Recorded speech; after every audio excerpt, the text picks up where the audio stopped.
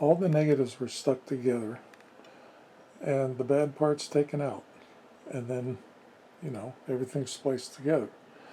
There were 29 winds of length, so that will not fit on the UPB-1A tank. I'm going to have to use the large Lomo. So I was trying to figure out what to do, because it certainly won't fit it. So I came downstairs and I dealt with the very dark negatives. And I put all the little pieces of the woodblock Oriental men with their lanterns together. And this one is the flowers that are very dark developed.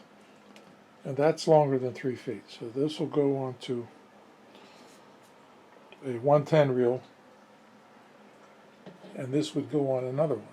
And then I thought, instead of making 2 different developments, why don't I stick this together and put it on the end, the last end of this negative, which would be the beginning, because it goes through backwards. So that if I cut a notch or leave some leader, you know, and the light becomes bright, then I will know to turn the exposure dial all the way up for the last bit, which would be, you know, the darkest film. So all the bad light shots were hanging here, and I threw them away because they don't have as much detail as the dark shots. The dark shots have the best shot of actually looking good once they're developed, because they're super saturated with detail. The light ones, nah, they're going to be high contrast and grainy with very little color. So I threw them away. So that's what I think I'll do. It'll make the total length like 35 winds, 34 winds, I don't know. It'll make developing the film on the Lomo Pro a lot more respectable.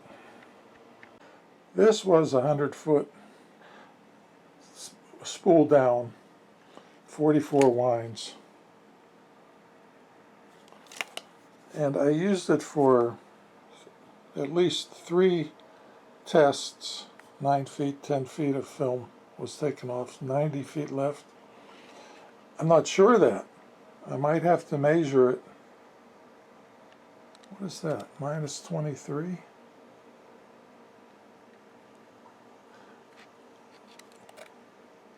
I must have printed a long one also. 23 and 9, 33 minus 30, so there's 66 feet left, just over 50. It's going to be close if I use this for this combination. I don't know what to do about that. I'm going to have to put this together and measure it, measure this, and maybe load a different reel. So both of the dark ones were put onto the front of the negative, the beginning of the negative, so it'll print last. And then I rewound it. I put a piece of clear between the movie and where it gets dark, so the lamp on the printer will brighten up, and there's also a notch, so I will crank the dial for the light setting all the way bright, and maybe back 1/8 of an inch, just for the last bit. And there's 31 turns. 25 turns remain on the 3383, so I need to load another one. Okay, here we go. August 13th, Thursday, after mosquito spraying last night. I'm going to print NC500. I'm going to print the NC500 films that are printable, the negatives. Ta-da!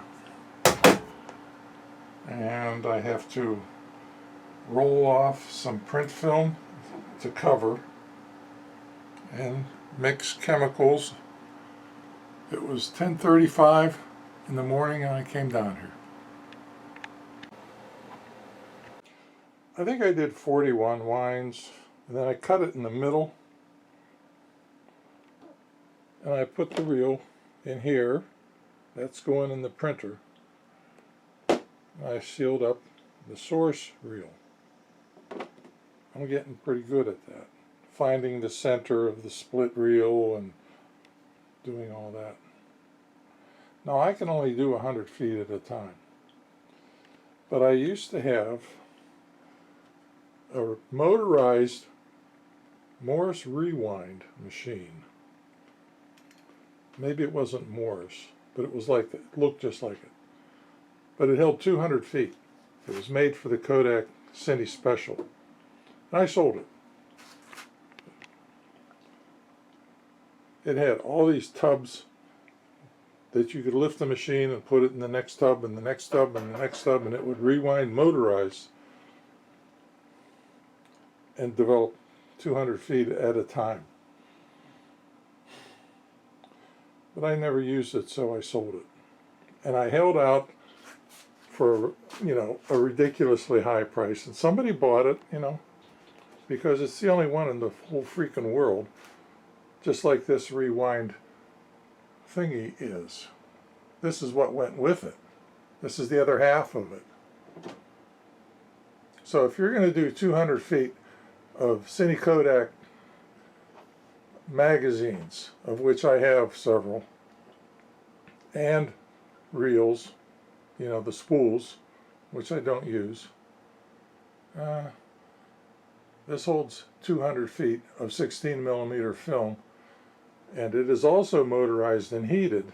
It has a short in it that gives you a zing, so I don't use the motor, but it's underneath that rag. And I have the belt and everything in a case. It was all part of it. And all of this stuff is going to go away.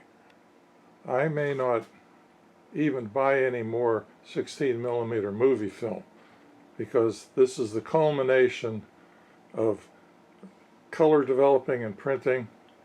And frankly, I need people to work with. I need actors and everything to go further, and I don't have them. So maybe all of this is going to be sold. I don't know what I'm going to do next, but I haven't been able to exercise, and I would like to have a documentary filmmaker make a motion picture of me getting into shape at 80 years old. Okay?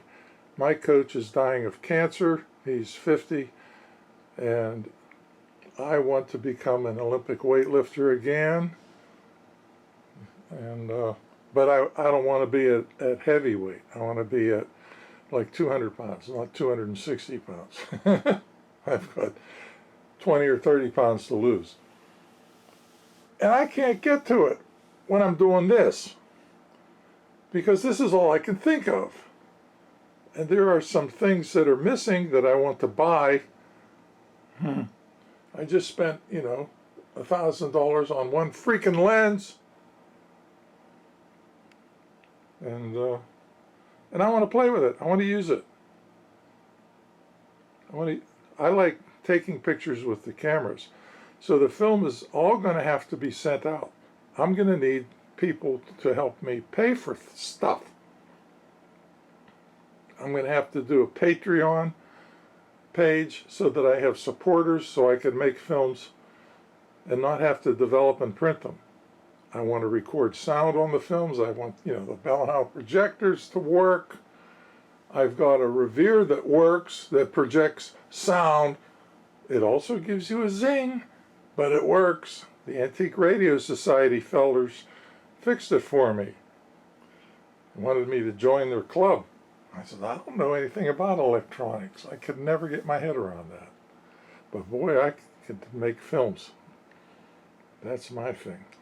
This is what I like, and I'm approaching the summit, the culmination.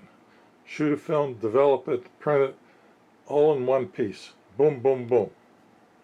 I'm going to have to start sending out films so I can get scans, because I don't have a scanner. Somebody send me a 16mm scanner. I need one. And you know, the guy went out of business. Why did he go out of business? He's tired of working. What a great machine he had, and he goes out of business. Ah. The dial is horizontal, and it's 5 volts. If it's vertical, just feeling in the dark, it's 2 volts. Halfway between, it's only 3 volts. The horizontal, maybe just under horizontal. Don't go too far. Horizontal is 5 volts on number 8. And then in the dark, you go all the way, that's 9.5.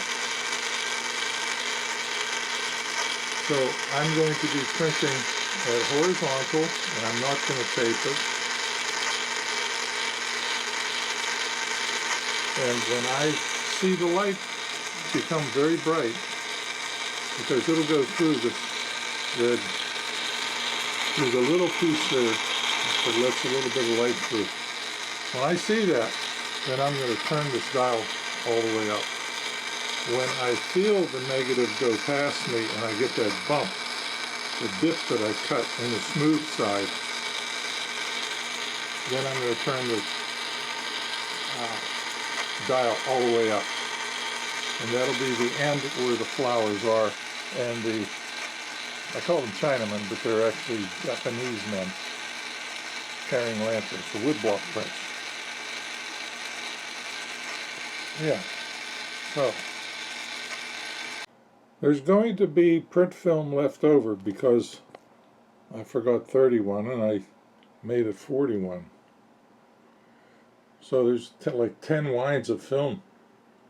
There'll be a lot left over to use for tests, and I have another 100-foot reel that has 25 lines on it, so you know, there's going to be a little bit, there's going to be another reel of that. So this is the print film that I have to put on top. I need a can on the right side to put the film into after it comes off of here. This can will supply the print film. This can will receive the print film after it's printed and cut. And then this box will receive the reel that has the remaining winds or turns of print film that's not exposed on it. It'll go back in here. The negative can just stay on the bottom. It'll run totally off. Okay, it'll go all the way over. I need a reel for it. There's one. And what I do is I find where the slot is, and I put a piece of tape on the outside so I know where the slot is and I can find it in the dark. And I haven't found this one yet. This spool has 2 pieces of tape. One is longer, it's for the slot. The slot has a raised side so that it'll catch the point of the film being put into it. And this one rolls this way.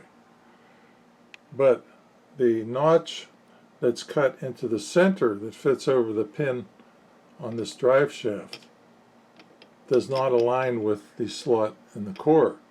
So a short piece of tape is for that, so that I can get this spool to go onto this shaft in the dark. You could feel the flange, but that has to match up with the slot in the spool. Sometimes they line up, but they weren't always made that way. They're supposed to be made that way, but that's a factory problem that didn't ever get resolved. There's too many people making these P90 spools, and they just slap them together any way they felt like. One side doesn't match the other, you know. So if you find that you're working in the dark a lot, this tape method works for me. I can actually get the spools onto these flanges. Now I've got to fix the other take-up P90 spool so that I could get it up here onto this in the dark. Well, I could put it on there in the light, but then I've got to mark where the slot is.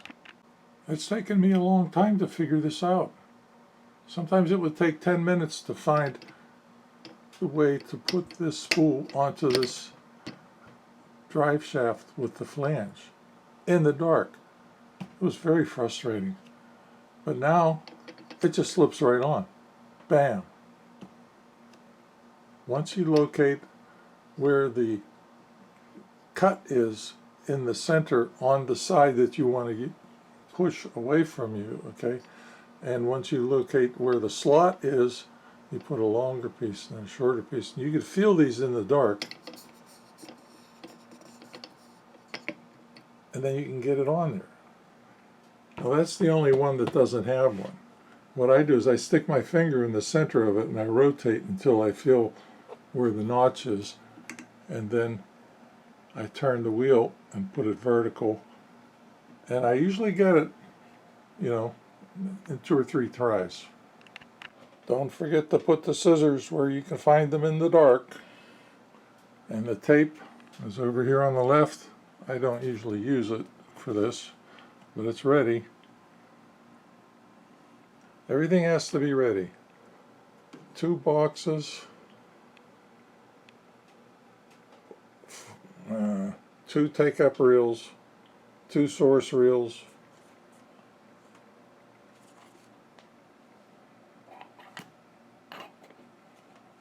this holds the negative. I guess it's supposed to go over there, but I usually, yeah, I would have to rewind it, you know, to print again.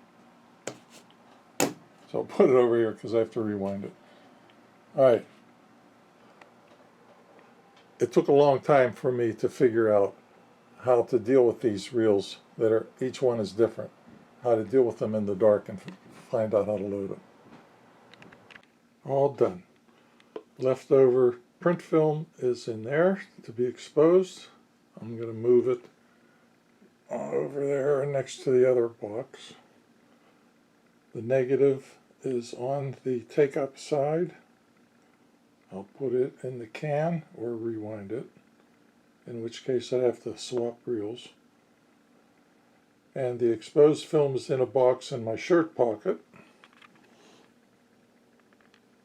And I have to set this up with the Lomo Pro and load those spirals. Now, as the film went through the gate, I could feel it before it went through. I counted about 11 splices. That may include the little bump. And I did turn the dial to make it brighter at the end. Leftover print film is in the box over there next to the reels, full of it. This table's empty, ready to receive water drops. Probably should move the tape and scissors. There are clips ready to receive the film after it's developed. The sink area is ready to load the film onto the 100-foot Lomo Pro spirals. In the dark, I reach forward and then place this over top, hitting my 2 fingers to center it. This turns counterclockwise. I have to reset my brain. Counterclockwise. I have to keep saying it. Alright. The sink is ready to receive the spirals into the tub and put the lid on. okay? Then I could turn the light on and start mixing the chemicals. 2.5 liters is what I use. There's a beaker with, what is it, 800? There's 16, 15, almost 1,600 milliliters in there. It goes up to 25. That's what I use to mix the developer. There are the chemicals for the developer. There's the scale and the thermometer and the measuring cup. There's the acid, which I spilled once, and it turned the wood black. And when I washed it off, it not only became black, but it became hot, really hot. So you really have to have good lab procedures. You take the lid off of the acid, the small bottle, put it back on as soon as you measure it out into a flask. I didn't do that, and I bumped it and it fell over and it spilled on the table. The stains are still there. The small bottle goes into a small beaker, which goes into a bigger container in case that gets knocked over. But right now, I'm going to put the film over here and load it over here counterclockwise to the left, from the right to the left, from the left to the right. And I'm going to try, it doesn't really matter, but I do want emulsion out and sprockets down, but it doesn't matter as long as the emulsion is out. That's all I care for. Because if you want both, you may have to rewind the film, and then the rewinders would have to come back into the room. But I don't do that. I just make sure emulsion is out. Doesn't matter if the smooth side is down or if the sprockets are down, as long as the emulsion is out. I've done this many times before, but I ran into problems. I couldn't pick up the lid correctly because I didn't put it up where I can get my fingers in between. And the spacer and the locking nut fell off when I tried to put it on here in the dark, and the film was already in the nut. So I did find the spacer. Okay, it was down between my feet. I could feel it when it hit me. But the locking nut I heard over here, and I was reaching for it, and I couldn't find it. Not for anything. You know where it is? It's way over here. I wouldn't have found that if I searched for half an hour in the dark. So we're going to try again. I think it goes this way.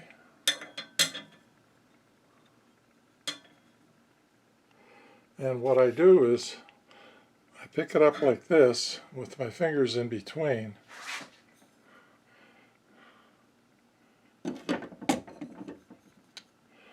I never used my index finger before, but that's really a good way to do it.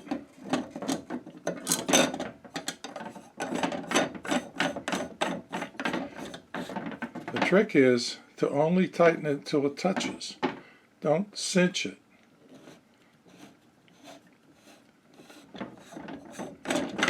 So I pick it up like this because I could find the center easier that way.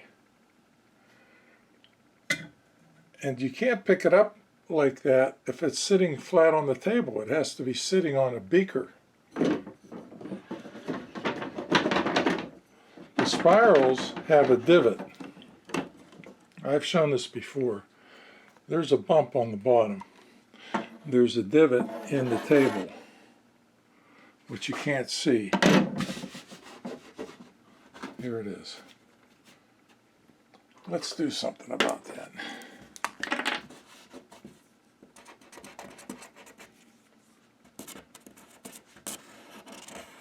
There it is.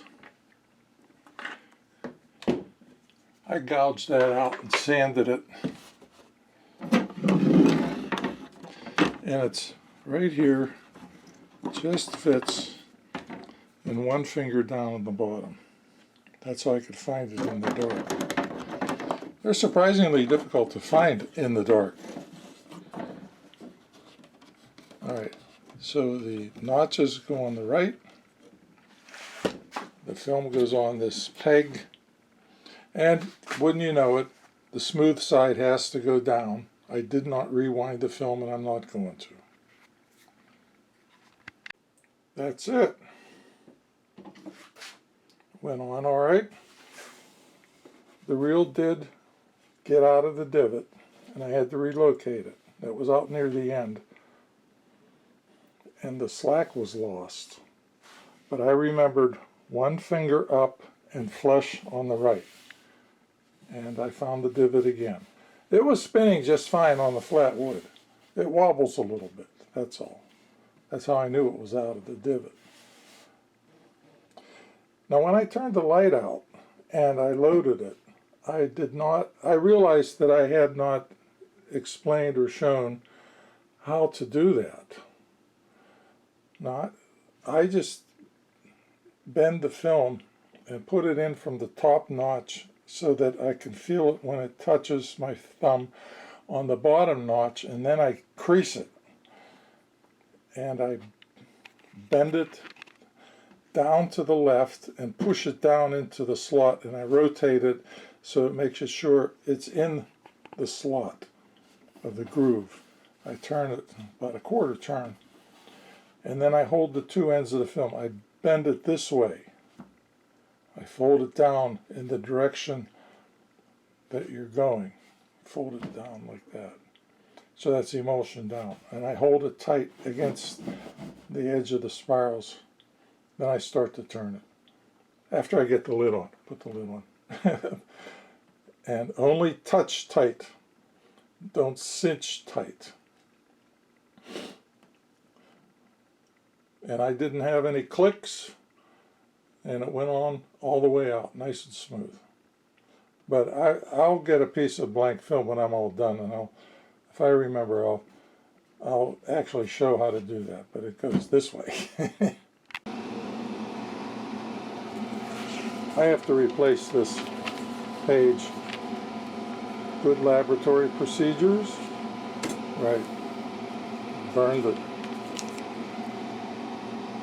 So I will print another one because I have the PDF, and I'll cut this and tape it on so it's in there nice and clean. Now I have already calculated how much of each chemical to use for 2.5 liters. I used my phone calculator, and I've already done it, so I know it's correct. The only one is sulfuric acid that I don't know if that's correct or not. The ECP2E developer has been mixed, but I can't pour it from that beaker into the funnel in the hose of the big tank. I have to use a milk jug with a handle, so it has to go from here into here with all the other jug handles. 4.5 minutes will be used as the developing time. The last time I developed this negative, I used 5 volts and 4.5 minutes developing, and the pictures came out great. I didn't increase the illumination level to 7 or 8 volts and keep the developing time short. I went the other way. So we'll see what happens. The water bath temperature could go up a little bit. The big tank is starting to float. I'll just put a little more hot water in there. It cools the water off, is what it does. the temperature of the developer in the jug was 98 because I added boiling water to the 2.5 liter beaker to top it off. And then I had to add some cold, so I got to add a little bit of hot in here, and then we'll start. The funnel has to go into the end of the hose. Fixer is in the tank now. That goes for 6 minutes. You have to remember to turn it counterclockwise, and you can go up and down with 2.5 liters. Now I put that white funnel in the end of the hose, and I have to hold it up in the air and then pour from the jugs. The brown one is the most difficult because the handle is so small. I have to get a different jug. I don't like that. I don't want to get a face full of ferrocyanide bleach. There's ample room underneath the tank to slip your hand over to the center and pick it up. Well, I can pick it up because it's heavy. And I'm a weightlifter, so I can do it. I can do it one hand too. And I carry it over here, and I put the hose in the sink. I have my thumb on top of it, my right thumb. And I put the hose right over the drain. Otherwise, it'll squirt everywhere. The sink's pretty much filled up. I used to lay the hose down and have all these jugs down there, but I keep them up there now. So I've got to agitate again. Agitate for 5 seconds out of every 30. 5 times. Almost done. All the chemicals have been saved. I hold the jug down here with my right hand, and I hold the hose in the hole. That's why the tank is up there.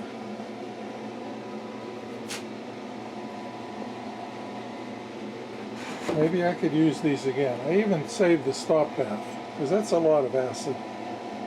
That, of course, is saved, and Fixer is saved. So I might try it again. Whatever for, I don't know. I don't know. Why? 4 rinses have been completed. I put the funnel into the end here. I fill this up to just above the bottom of the handle. That's 2.5 liters. I'm using filtered water for the last 5th rinse with 2.5 capfuls of diluted PhotoFlow, which is 1 capful full strength in a liter of water. So 2.5 caps of that go into the filtered water for the final.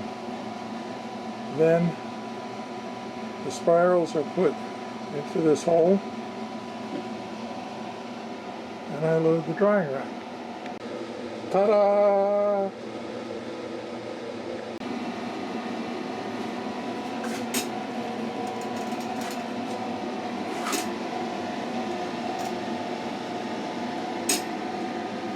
Now we'll let the room dry out.